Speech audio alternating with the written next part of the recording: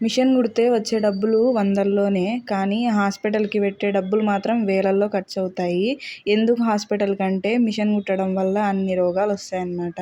Any time కూర్చొనే ఉండాలి కాబట్టి నడుముల నొప్పులు, పీరియడ్స్ ప్రాబ్లమ్, ఇంకా అర్జెంట్ కావాలంటే తలకాయ నొప్పులు, స్ట్రెస్ ఎక్కువైతుంది. నేను ఒక లాంగ్ ఫ్రాక్ కుట్టడానికి 300 లేదా 350 తీసుకుంటాను. అంటే లైనింగ్‌లు వాళ్ళవి అయితే 350 తీసుకుంటాను. ఇంకా జిగ్‌జాగ్‌కి దాంట్లోనే అనమాట 350లోనే 30 రూపీస్ జిగ్‌జాగ్‌కే పోతే నాకేమొస్తుందండి. 300 ఇచ్చేకి కూడా చాలా బాధపడిపోతూ ఉంటారు ఒక్కోరైతే.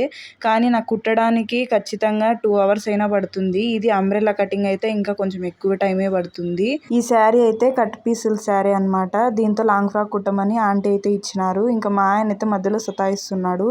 ఎప్పుడు నీది ఇదొక పంచాయతీ, ఇంట్లోకి వచ్చినప్పుడన్నా సైలెంట్గా ఉండవు, ఫ్యాన్ ఆఫ్ చేసి ఇదొక సోది అని తిడుతూనే ఉంటాడు. ఇంకా లాంగ్ ఫ్రాక్ అయితే స్టిచ్ చేసినాను. కాకపోతే ఆంటీకి ముందే నేను రేట్ అనేది చెప్పలేదన్నమాట. ఫస్ట్ టైం అయితే 200కు ఏమో కుట్టించినాను నాకు తెలియక.